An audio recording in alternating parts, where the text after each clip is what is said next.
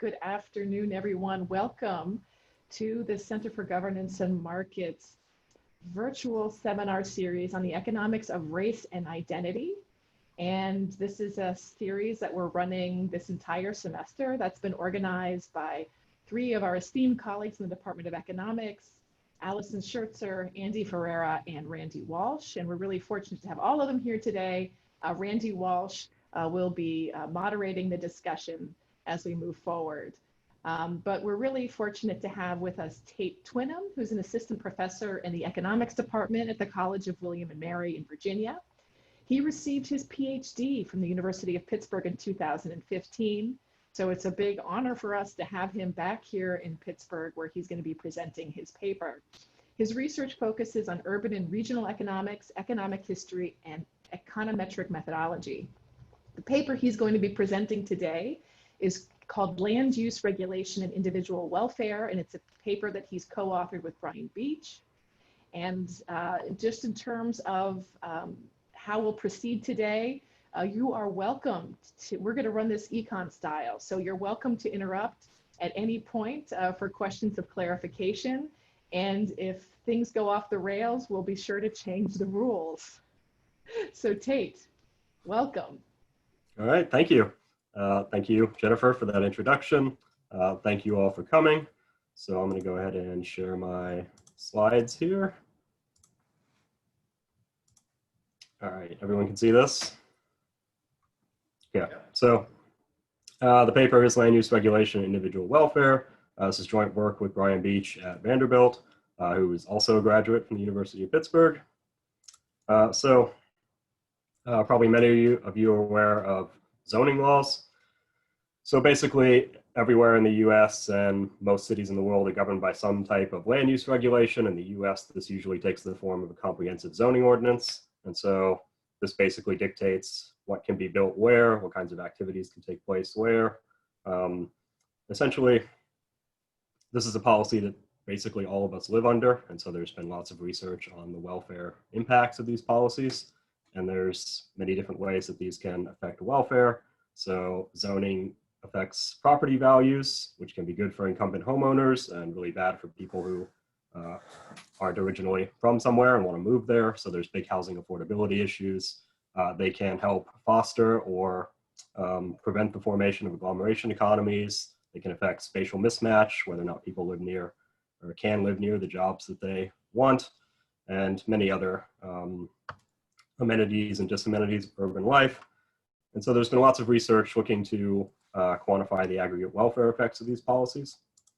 And so one of the big limitations on a lot of this research is that the impact of zoning on individuals is not well understood. And this is mostly because of a lack of microdata. Essentially, it's hard to track individuals over time and get fine-grained detail on them because of confidentiality restrictions. So that's why a lot of research tends to focus on neighborhood or city level outcomes. And this is problematic because people can engage in sorting behavior, and so it can be difficult to figure out what impacts these policies are having on them. So that's basically where this paper comes in. What Brian and I are going to do is look at the introduction of zoning in Chicago in 1923. And so one of the reasons we're looking at Chicago in the 20s is that 1923 is when Chicago first got zoning. And thanks to some earlier work that I've done with Randy and Allison, we actually have very good detailed data on what the city looked like before zoning. And this is going to allow us to develop a measure of what we're going to call zoning mismatch. So essentially, this is the extent to which a lot of neighborhoods got zoning that differed from what they already looked like. So some places got zoning for manufacturing that didn't have any of that kind of activity and so on. And so we're going to develop a quantitative measure of that zoning mismatch. Think of these as sort of idiosyncratic shocks to zoning that might affect the development of neighborhoods. And once we have that, we can further exploit this historical setting and the fact that the census has a 72-year confidentiality rule, which is expired for 1920 and 1940. And thanks to lots of work done by various organizations, we have access to the full count census data for those years. And importantly, this includes names and addresses, which means we can link individuals in 1920 and 1940 study the evolution of their individual outcomes. And also, because of the addresses in this data, we can track how they moved. And so what we can do with this is look at these sort of idiosyncratic zoning shocks and how they affected neighborhoods, and importantly, how individuals responded to them in terms of location choice, and whether or not there were any impact on measurable individual outcomes like income, employment, home ownership, and so on. So that's basically what we're doing here. Quick summary of the findings. Basically, we find very clear evidence that there's substantial neighborhood change in response to these zoning shocks. And we find that there's very high mobility during this period. So about 2/3 of the people that we look at ended up moving over this 20-year period. And what we find is that movers tend to basically offset these zoning changes. So movers that were subjected to disproportionately high manufacturing or commercial activity zoning ended up moving to places that looked more like their old neighborhoods. So they basically offset these policy shocks. And the people that didn't move tended to live in places that didn't respond much to these zoning changes. So the big exception there is for Black Chicagoans. There was a lot of racial discrimination in the housing market at this time, which greatly limited where Black people were allowed to live in Chicago, and that made it more difficult for them to offset these zoning shocks. They were able to a pretty surprisingly large extent, but it was limited, and I'll give you an indication of why later on. Interestingly, we find pretty little evidence of much of an impact on individual level outcomes. So do a little background on the development of zoning here. So zoning basically started in the US in New York in 1916, and a bunch of cities followed suit shortly afterwards.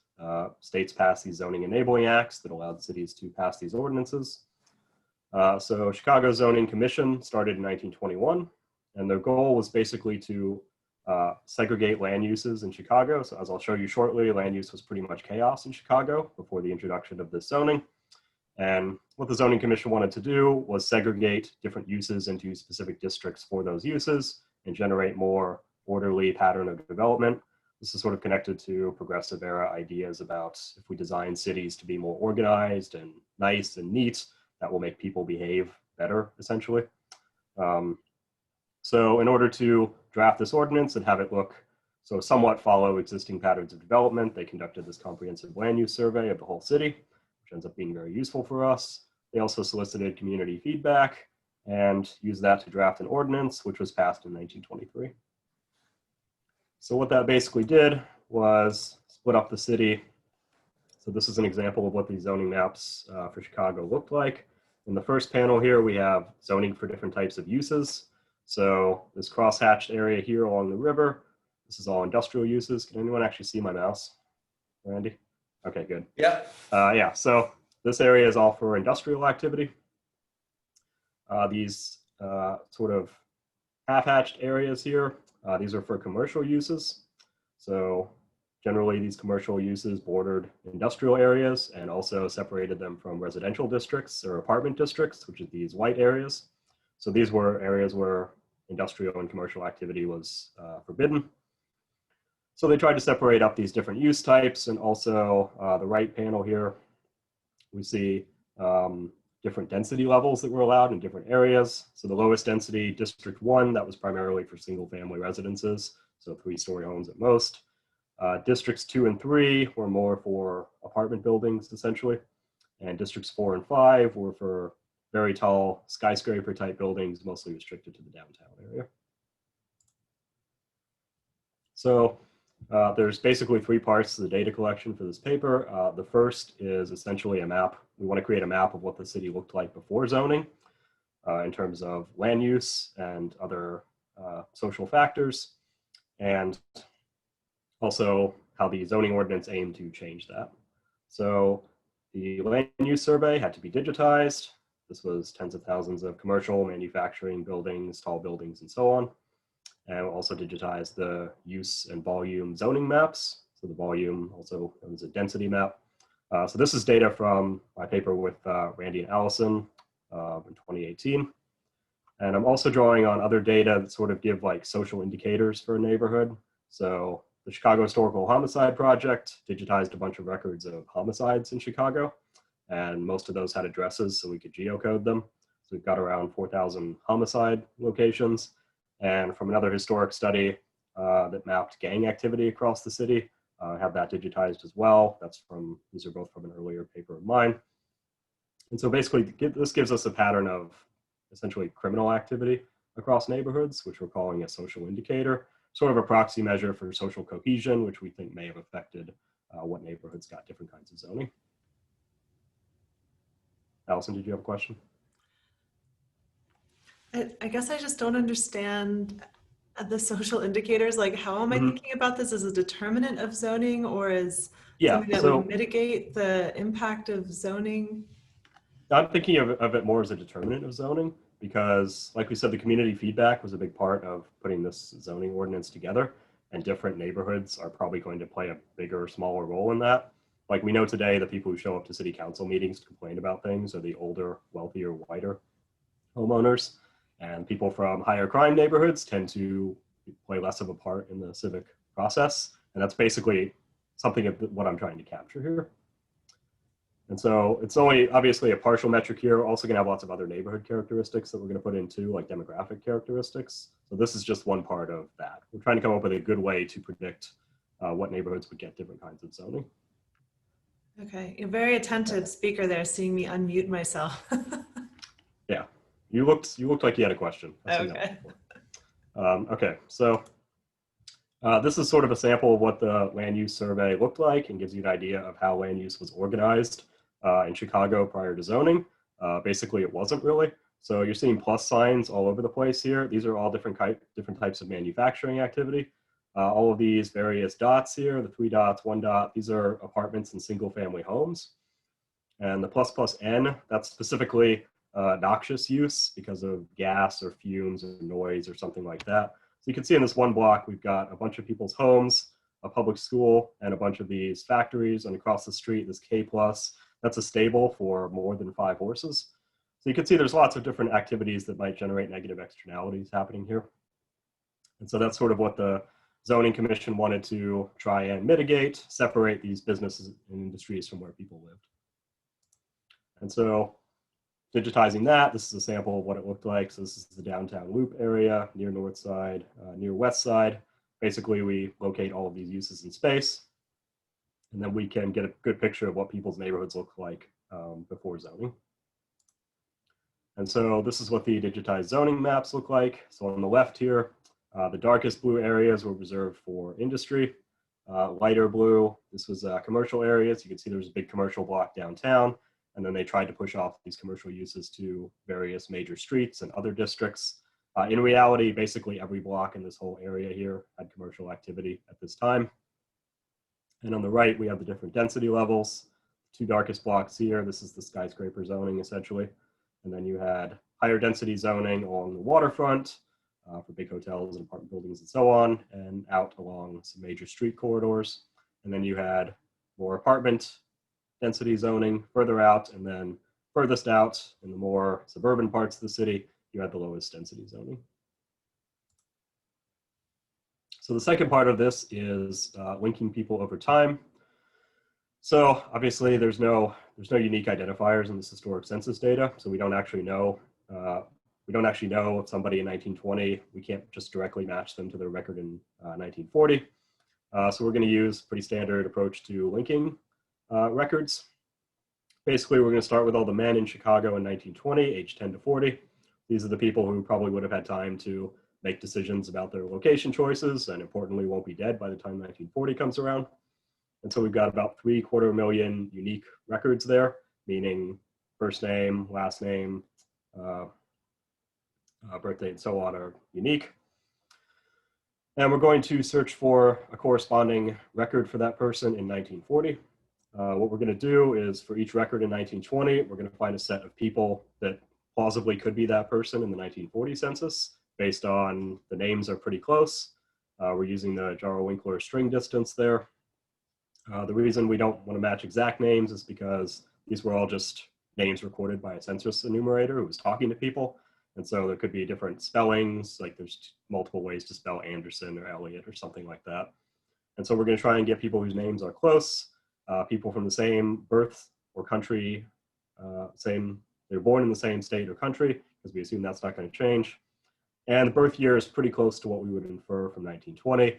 Again, this is in an era where a lot of people didn't get birth certificates, so people might not know their exact year of birth, or it might be reported by a mother in one census decade and a spouse in another, so there might be slight differences there. So we end up with 500,000 of these records have at least one plausible match, but a lot of them have multiple plausible matches. So what we're going to do is basically try and figure out which, if any, are the best of these matches. And we're going to use Feigenbaum's machine learning approach to do this, where essentially we hand match a training sample that we think reflects basically true links between 1920 and 1940. And we're going to use that to train a probit model. Basically, we're going to throw a bunch of variables that we think will be stable into a probit model. So how your name sound, or differences between how names sound using a soundex score, string distance between names, mothers and fathers, birthplace, and so on. Lots of things that we think won't be changing between 1920 and 1940. And then we're going to use that to generate predicted link probabilities based on what we think are our true links. And so then we can, after we've estimated that model, we can apply it to the rest of the sample. And for all our plausible matches in 1940, for each 1920 record, it will give a probability that this is the right link. So to pick the best of those links, we're going to look for one that has both a high probability. So we want there to be, something like a 70 or 80% chance that this is the right link. And we want to make sure the probability of the next best link is sufficiently low relative to that. So if we have two people that are each, if we have two possible matches and they're each 50% likely, we're not going to link that person because we don't know which it is. If we have one that's 80% likely and the next best is 20% likely, we're going to pick the 80%. And so as far as like how we're defining a good link and far apart in terms of those probabilities, we basically did a grid search of lots of possible values for that using our training sample, and chose the values that maximized weighted average of accuracy and efficiency. So we double weighted accuracy because we have a lot of records to start with. And so we end up with 200,000 good links there. And from that, we need to locate people in space. So luckily, a lot of these records have addresses that we can use, and about 2/3 of them report house number and street address. And so, of course, obviously some street names change over time. Luckily, there's this guy, Steve Morse, who seemed to have made a life out of compiling huge amounts of data about Chicago. I don't actually know why, but it's really useful because we could correct for all these street name changes based on this guy's database. Some of these street names were missing like north, south, east, west directions. So we use the enumeration district, which is also included in the full count data, because these tended not to cross the major streets where those directionals would change. And so that helped us fix those addresses. And we could also use the Steve Morse database to deal with misspellings. And to get even more people geocoded, we exploit how this enumeration was conducted. Basically what happens is a person walks from house to house down a street, collecting data from people. So here we've got an example of the census. So we've got house number 839 here. This is on Wabash Avenue. And we've got a bunch of households in between 839 and 837 that were enumerated. And since we assume that this person's probably choosing a reasonably efficient path from one house to the next, walking down the street, basically we're going to fill in house number or locations for these people. So we can accurately locate this person, and we're just going to interpolate between those for these people. So that helps us get a lot of other people geocoded. So the match rates are pretty good. We have 73% for 1910. I'll explain why we're using 1910 later.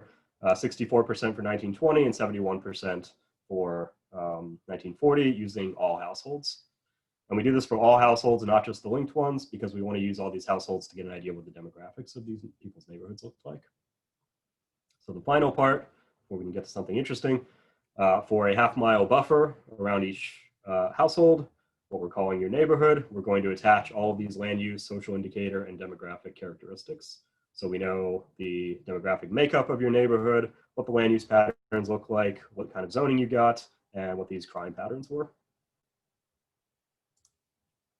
So once we've done that, basically what we can do is develop a measure of the extent to which your zoning did not match what we would expect you to have gotten. based on your fundamentals, so where your neighborhood is, what the land use patterns were, and so on. So essentially, we're trying to back out what we're loosely calling an exogenous measure of zoning shock.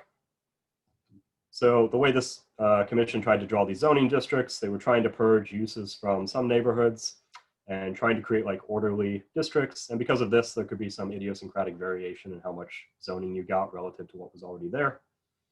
And so we are going to fit a model full of land use variables, geographic characteristics, and neighborhood characteristics to predict how much zoning you should have gotten. And then we'll calculate the mismatch in zoning as the actual amount you got minus the amount we predicted you should have gotten. So this is sort of an illustration of what that zoning mismatch looked like. So up here, you can see the zoning. So these blue dots are commercial uses. The red dots are sort of light industrial pseudo-commercial uses. Up here, it looks like zoning is pretty much more or less matching. Up here, you've got some zoning going into the interior of a bigger city block area, zoning for commercial use, and it's matching up there. Then you've got lots of areas where there's a bunch of commercial uses that just don't get any commercial zoning because they wanted to make nice little squares around these areas. And then you've got areas over here where there was absolutely no commercial activity at all, but they wanted to keep the pattern of commercial zoning going, and so they just zoned it commercial. So this is the distribution of our zoning mismatch for each of the different zoning types. So we combine apartment and residential because the residential for single family homes is pretty rare. And commercial and manufacturing, you see we do get some variation here. Some people get too much, some too little zoning. Same for the lowest density district and the sort of medium volume 2 and 3 zoning districts, and for the highest density districts. And so our predicted zoning tends to match up with the actual zoning pretty well. There's a few places where it sort of goes off the rails at like the very end of the distribution.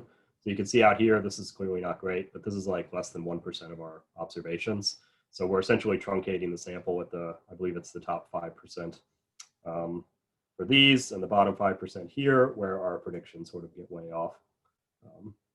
But for the most part, our predicted share lines up with the actual share on average, and it seems to be pretty similar across different demographic groups. So here's basically summary statistics. So not too exciting. The main point here is to show that the people we were able to link tend to look a lot like the people that we couldn't link. So on average, very similar individual characteristics, shares of different demographic groups, pretty similar. Neighborhood demographics, also on average, pretty similar. And land use patterns, also slightly different there. The linked samples seem to have a little bit less intensive uses of some types, but on average, not all that different, really. So basically, we don't need to worry that our linked sample is dramatically different looking than our non-linked sample, which can be a problem because, what? That's just an interesting question about your linked versus unlinked sample, at least to me. Yeah. I'm wondering if you can think about those links. I mean, you've got big numbers, right? And so we generally wouldn't expect there to be sort of a lot of, variation randomly. Could this be associated with differential mortality based on the characteristics of the places that the folks lived? Right? And how big would the numbers need to be? Yeah, that's a good question. I just sort of wonder if they're within the realm of what you might expect, just, Yeah, we haven't really looked at sort of the geographic composition so much. Yeah, you do see for the unlinked people, they do tend to have more various types of industry and commercial activity. What about by still in Chicago and not? So I'm not sure if we did that breakdown. We do look separately at people who like left the city versus not. There doesn't actually seem to be a big difference there. But you only know that if you linked them. Yeah, we linked them. If they're in Illinois, I'm saying you only know if someone left the city or didn't if you were able to link them. So. Oh, that's right. Yeah. That's right. Yeah. That's the best answer to that question. Yeah. Yeah, we'll have to look at that one.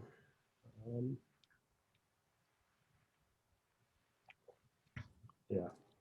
No, we'll have to think about that one. As far as we can tell, though, the people that linked and unlinked fairly similar demographically, and neighborhood demographics also match up really well. Let me try to ask my question differently. Okay. What I actually meant. Okay. If people are zoning mismatched, are you Yeah. less likely to find them? That's something that we can measure pretty straightforwardly because we know what the zoning mismatch looks like for the people that we didn't link. So yeah. But there's, a priori, it's hard to come up with a reason why I guess when people were moving out of the city, they were changing their name, right? Because you're linking with the entire country and not using any geographic information in the second one in the way you're trying to link to for your link, right? Right. Or more sophisticated people are more likely to move and they're less likely to screw up their name. I don't know. It just seems. Yeah, no, I mean, they're right. Yeah. We are going to experiment with a different linking strategy, which I'll talk about later on.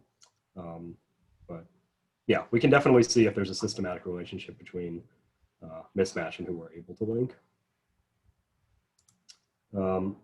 So what we're looking at here is basically the impact of these zoning on your change in neighborhood composition, the neighborhood composition in 1940.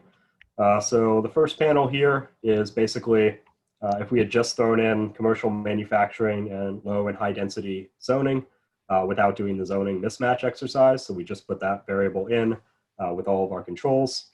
In the second panel, we used instead the zoning mismatch variable with the same set of controls. So basically what we find here is that pretty strong relationship between zoning and development of neighborhood characteristics.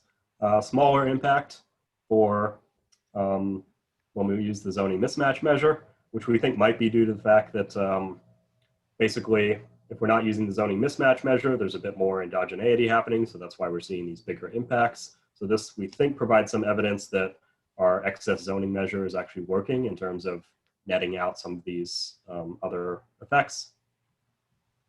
And so to do sort of a placebo test there, we basically run the same regression, except we use neighborhood characteristics in 1910. So how does zoning versus excess zoning affect your neighborhood characteristics in the past?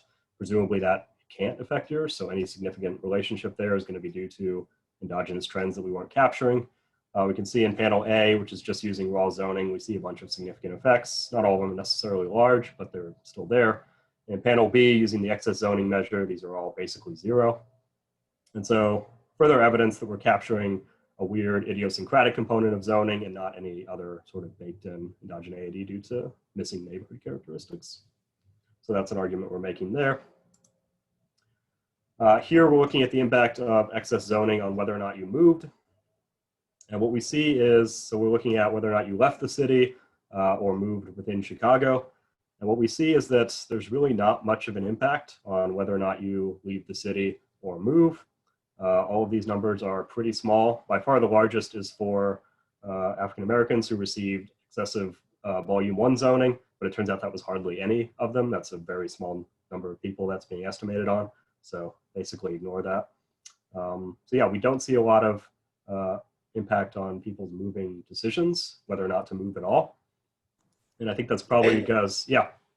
Can I encourage you in this panel you should probably show us the day matched versus unmatched in here too. I mean, it would be useful to understand. What do you mean matched versus? Or link versus, so you know, right, will you able to link them or not? So you've got, there's a missing category that someone could be in here, which is that you don't know where they are in 1940. Right. Yeah, so that would basically be adding in, we don't know, essentially, as another panel. Yeah. Yeah. Yeah, we could do that. It just, I think because when folks have questions about selection, you know, and all this stuff about selection into matching or whatnot, what would the potential bias be? Being able to see that in this panel would just help answer those questions. Okay. Yeah, we can do that. Yeah, so not much of an impact on the decision to move. And I think part of that is because a very large fraction of our sample moved anyway. So about 2/3 of every demographic group moved between 1920 and 1940. And so what was the impact on neighborhood composition? So here I've got it broken up by the impact for people who stayed in their neighborhood and the impact for people who moved. So what we see is that people who stayed in their neighborhood, there was some impact of zoning on neighborhood composition. So particularly manufacturing zoning, you see lower population, lower occupational income. Occupational income value is not huge, but not trivial. Possibly some effective rent here on this excessive lower volume and commercial share. And you see in general some negative values for population. But interestingly, all of these effects for the people who stayed in their neighborhood are smaller than for the whole sample when we looked at everybody, ignoring whether or not you moved. So that sort of suggests to me that the people who stayed in their neighborhood are the ones who lived in a neighborhood that didn't change so much as a response to this excess zoning. If instead you look down here at the second panel for movers, we see pretty much smaller effects all around. Occupational income, rent effects are smaller, population effects are smaller as well. Basically what it looks like is that people who moved, people who experienced an excess zoning shock and then moved, basically largely offset the impact of that shock in terms of their neighborhood demographic composition. And this is also true for foreign-born populations. Hey, can I ask on that? Yeah. Can I ask a question? So I just want to make sure I understand the question you're asking. Yeah. Are you comparing, is this relative to if they'd stayed in their initial neighborhood? Yeah, because we're controlling for that, yeah. But I'm just trying to understand. So what the thought experiment is here. I get excess zoning. Yeah. And as a result, I move to a place with fewer people, population density. So what this is saying is that if you get, say, excess manufacturing zoning, then you don't really see much difference in the population when you are somebody who's moved. Versus someone who moved and didn't move in response to excess? Versus someone who didn't move, yeah. Wait, so versus someone who didn't move but started out in the same place? Yeah. So we're comparing only people who lived in locations with excess commercial zoning, let's say, right? Because that's got a star on it there. Mm-hmm.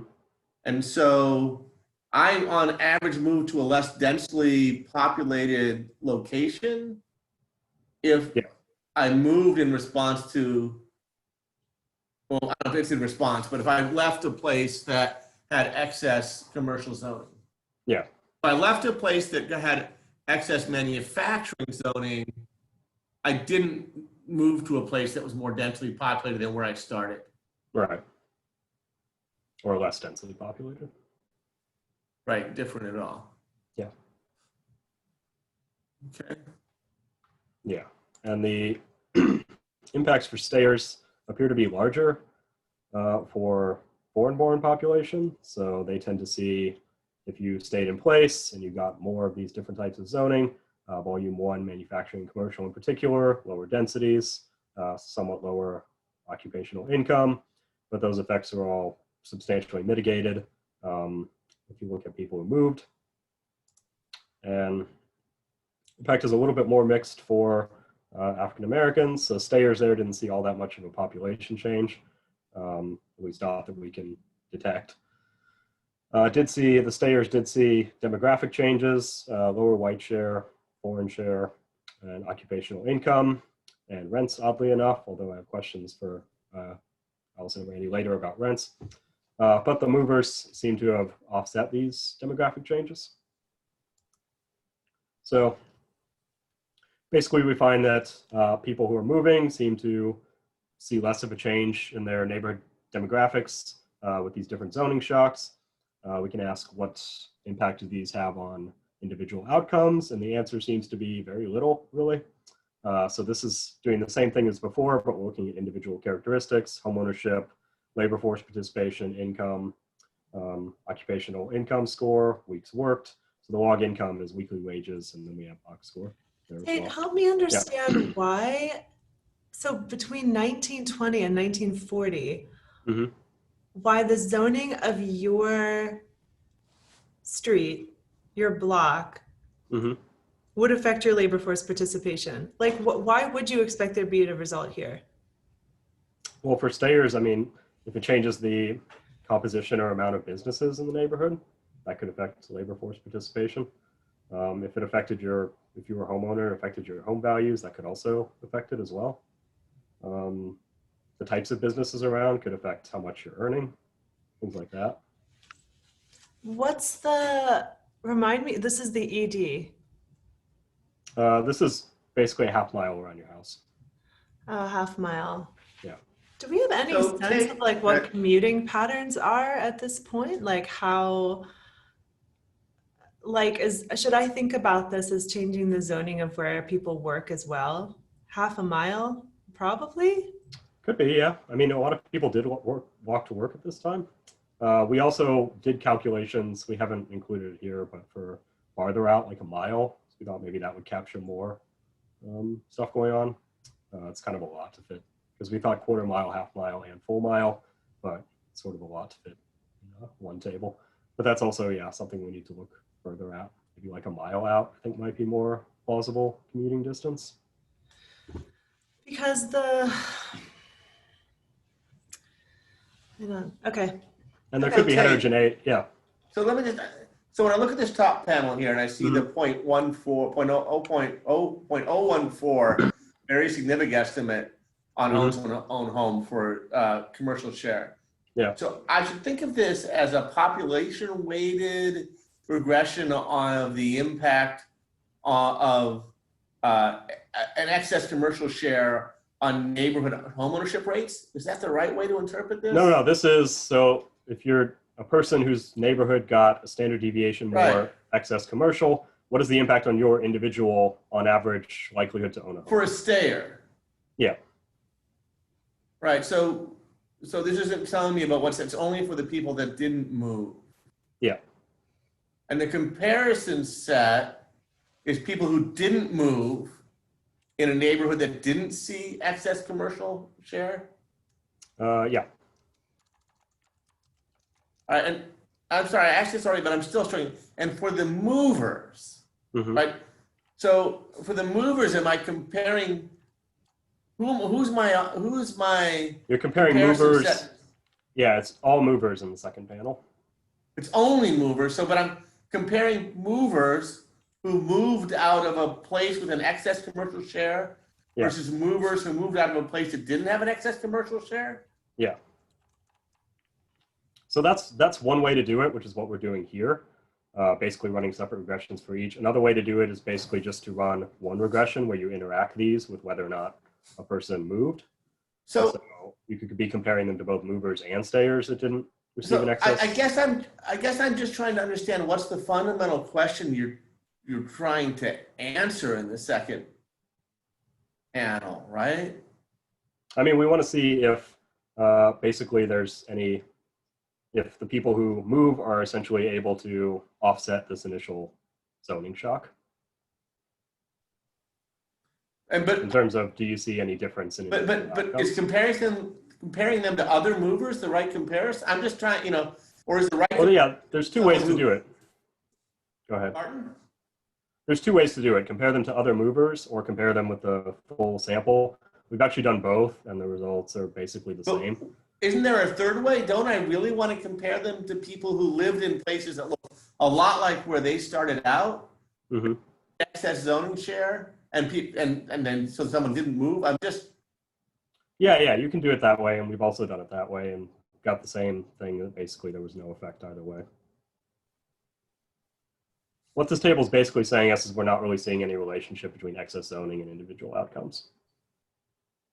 But a 1.4% increase in homeownership rate with lots of stars seems large. I mean, the way I think about this table is that there are 40 coefficients, I believe, and 10 of them are significant at the 10% level at least. All right. Which is pretty much what you'd expect. All right. So yeah, I don't want to read too much into that. Okay. The story I take away from this is that we don't really seem to see much of an impact of this excess zone. And that's also basically the case for the foreign-born subset of the population as well. And we don't see really all that much going on for African Americans. The only exception we see something showing up here on the excess volume 1.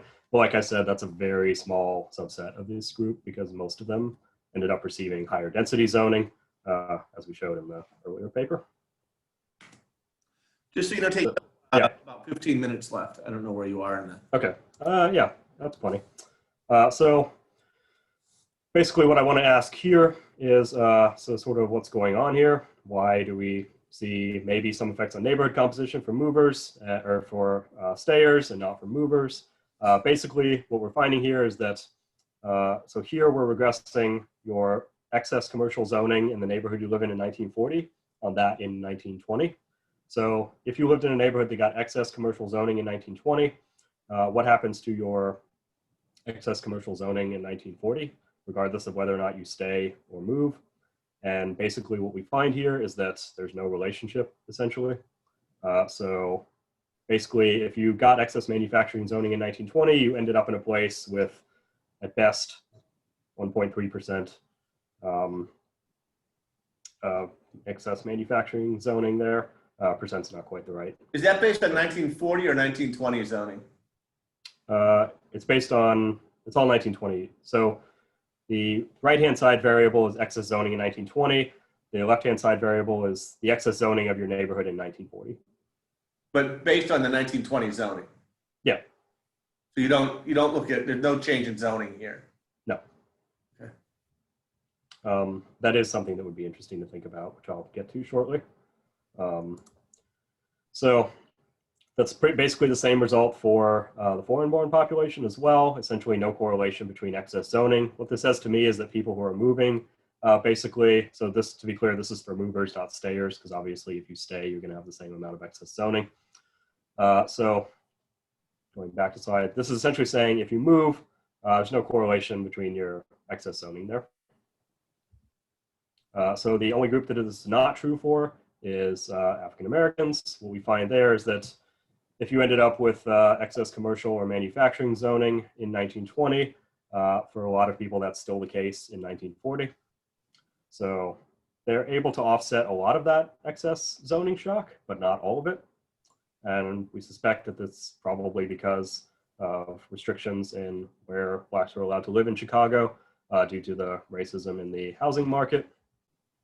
And so if we look at the evolution of predominantly Black neighborhoods between 1920 and 1940, what we see is that essentially most were concentrated in this South Side area. This tended to expand southward between then and 1940, and a few other enclaves sort of opened up, but basically all of them were either in or adjacent to areas with a lot of commercial or manufacturing zoning, and so there was less scope to avoid that, essentially. So our preliminary conclusions, at least, is that excess zoning does seem to have an effect on neighborhood demographic development. Largest effect was seen for manufacturing zoning, but during this time period, at least, we see a really high degree of mobility within cities. So, and movers are basically able to negate those neighborhood changes, and also the people who move seem to be the people who lived in neighborhoods that would have changed the most. Very little evidence of any individual level impacts with what we have that we can measure now. The native and foreign-born white movers were the most able to essentially reverse any excess zoning exposure, and African Americans were partially hindered in that due to the aforementioned racism in the housing market. And so that's basically the conclusion we're drawing from this, that we see a lot of sorting behavior in response to these zoning shocks that basically seems like it counteracts those. So can I just rephrase? Yeah. I'm trying to go back to the thought experiment. So people don't like when their neighborhood is zoned for mixed uses and they move. Yeah, so we think that people were living in the neighborhoods that they wanted to live in, and that if they got a zoning shock that would have potentially made their neighborhood, again, we don't know if this is if there's actual neighborhood land use changes happening, or if people just thought that they were going to happen and so moved based on expectations. But yeah, we think people were living where they wanted to, and if they thought that that was going to change, they moved somewhere else that was zoned more like their. But that's all, I mean, that's striking, right? I mean, because the existing uses were grandfathered in, you have to go look at how your neighborhood was zoned in the ordinance and then form some expectations that may or may not have come to pass over the next 20 years. Yeah. I mean, there could have been some big short run changes, or it could have just been the case that there was a lot of word of mouth about it. I mean, it was pretty heavily advertised. There was plenty of stuff in the newspapers. But it was all the local virtually never the newspapers. case that a residential street got zoned for. Oh, so is there, with your excess zoning measure, Mhm. are there a lot of cases where formerly residential neighborhoods got zoned for mixed uses unexpectedly? I know we had both positive and negative commercial shocks. So I have to say most likely yes, but I can quantify that more exactly. Because I can understand homeowners not wanting to be zoned for mixed uses, Yeah. definitely learning that something went wrong and then moving. Yeah. But just Or- in like the general, or manufacturing uses. I mean, we What? found in the early, or manufacturing uses. We found in the early. Yeah, or manufacturing, Yeah. just anything that's not. It would also be interesting if, I guess I'm more interested in the specifics of the miszoning. So do people also move because a single family, like places that had a lot of single family homes get zoned for apartments, right? That's the thing now where everyone's like, no. It's a little hard to think about the big general stuff. It would be easier to think about specific cases that map into how we think homeowners respond to zoning. Yeah, you could definitely also think about maybe like a single family neighborhood that happened to be near an existing Black enclave. If that got zoned for apartments, then people might think maybe this is where Black it's enclave over. is going to Yeah. So then expand, you have, and then you've got all sorts of possible issues there. Yeah, so more of and that like was definitely a concern among everybody who lived in the vicinity of existing Black neighborhoods. Yeah. So that apartment buildings would bring racial transition, which would have impacts on their home values. Yeah. Cite our paper on that. So I would just push you to, sorry, Randy, I would just push you to try to focus on these cases. Mm-hmm. All the tables today were it was just a little bit hard to like follow the mechanisms, I guess. Yeah, I think the biggest thing we need to do is really break down heterogeneity and where these things are happening. And like you said, try to map it to sort of the circumstances that we're generally thinking about. So Tate, I had some other questions, but before I ask, Allison and I have been sort of asking a lot of questions. So I wanted to see if there anybody else out there, not me or Allison, has a question or comment for Tate. Can I talk about my last slide first? Sorry, I thought that was the last slide. Well, it does say conclusions, so that's a reasonable guess. But it's preliminary because we still think there's a lot of work to do. Namely, we think there's linking field has been moving really fast since we started this paper. So there's more modern methods now, and we are planning to basically hopefully do better with the links and get more links and verify that we're not getting any weird selection effects happening. I think we can do much better with the zoning mismatch model with a richer set of controls and interactions and do sort of like a lasso-based thing to generate something optimally predictive. I also think we may have sort of screwed up generating the zoning mismatch because we included demographics in predicting zoning, which makes sense because demographics do predict zoning, but we're sort of baking in the racism of the zoning commission's ordinance into that already and not counting that as mismatch, which I don't really think is right. So we're going to change that as well. We've also been calculating mismatch at sort of this half-mile circle area where it might make more sense to compute it at the block level and aggregate it upwards. Might be more accurate that way. I'm kind of torn on that one because maybe it makes more sense to think about it at the neighborhood level. Definitely want to look at heterogeneity of impacts based on lots of other demographic factors. And another great thing to do would be to see how much neighborhood change actually happened between 1923 and 1940. And there is it's actually a 1942 land use survey that could be digitized. And so then we could look at moves that were based on expected land use changes versus actual land use changes. And I think we actually have a way to do that digitizing pretty easily. And so that's hopefully something that we'll be able to incorporate as well. Because we'd like to see if things were actually changing and if that's why people were responding to this. Okay, so now I'm done. If there's more questions. Now, I would love to hear a question from someone, not me or Allison, who spent so many hours talking to Tate about all things zoning in Chicago. Hi, Tate. Hi, Danny, how's it going? Good. How are you? Good. Very interesting. And I just out of curiosity, do you see anything about family formation? For example, like do people get excess zoning from manufacturing or commercial? Like do they tend to like find partners or like form families more easily or harder? Like for example, something like that. Yeah. I don't think we've looked at that, although given that it seems to affect nothing else at the individual level, it would be really surprising if family formation was the place where that showed up. I was expecting a lot more, maybe some effect on income or employment or something. Yeah. And I was also like thinking, income, but, yeah, and I was also thinking whether there could be heterogeneity across like gender, like female or male, like female labor participation. Yeah, so the problem with that is that we can't look at women because women have this Yeah, annoying habit of changing their last names, Yep. which is very sexist and inconvenient for economic historians. Never. What? I'm never doing that so that I can be linked 100 years from now. Yeah, exactly. Everyone should embrace Allison's idea there. So yeah, we can't really look at women basically. So yeah, that's unfortunate. But yeah, although you do have a point as far as family formation goes, sort of in the present day, there's definitely evidence that having to pay a huge amount of money for a small apartment is delaying a lot of people's family formation. So in the long run, you're right. Other questions? Other good questions for Tate? Or just okay questions for Tate? I'll take mediocre questions too. That's fine. Well, I guess I'll jump in. There were so many regressions that I struggled to keep track of them in my simple brain.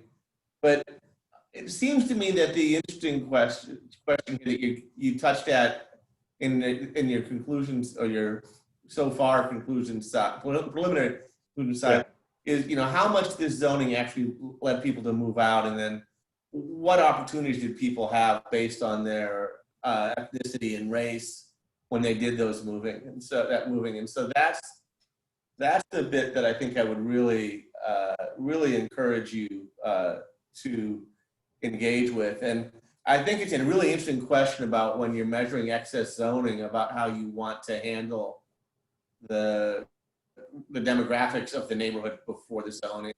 Yeah, I mean, it's tricky because even something as simple as density that differed by race and ethnicity for reasons that were directly due to race and ethnicity. Oh yeah, right. No. So, but you don't want to not include density because clearly that's going to affect how a neighborhood's going to get zoned. I mean, the question is, I think that you don't want. I think what you want to do is you don't want to include it when you get your measure, and then you want to look for heterogeneity in the responses to that. Right. Okay. I would have expected Black households to be less. I would expect Black households to be less likely to move in response to excess zoning because their moving options are so constrained, right? Yeah, I was very shocked to see that it's almost exactly the same fraction of people moved. I mean, we are looking at men between 10 and 40. This is going to be. But wait and see what happens when you don't control for race on the excess zoning, and see if you don't get a different result. I mean, even not even ignoring the zoning part, it's just the case that 2/3 of everyone in our sample moved. And it was the same across all groups. You would have expected. Well, we don't know a lot about that, I guess, at this point, but it's too surprising. We've been, Allison and I, along with ProToy, have been doing tons of work for 10 cities, looking at inner city moves because we're doing the streetcar project. And we see lots and lots of mobility, and there's sort of interesting question about, the scale of those moves. But I think that's where you've got the most interesting questions about what were the options available, right? And also, it'll be interesting to see what happens when you geocode the 1940 zoning laws, and to see if doing the where they're living in 1940 based on the 1920 zoning versus 1940 zoning gives you a different story or not. Yeah, that would be interesting to see, especially if some neighborhoods were better able to change the zoning between 1920 and 1940, and if that affected if you see a lot more stayers in places that were able to sort of undo these things in a policy manner.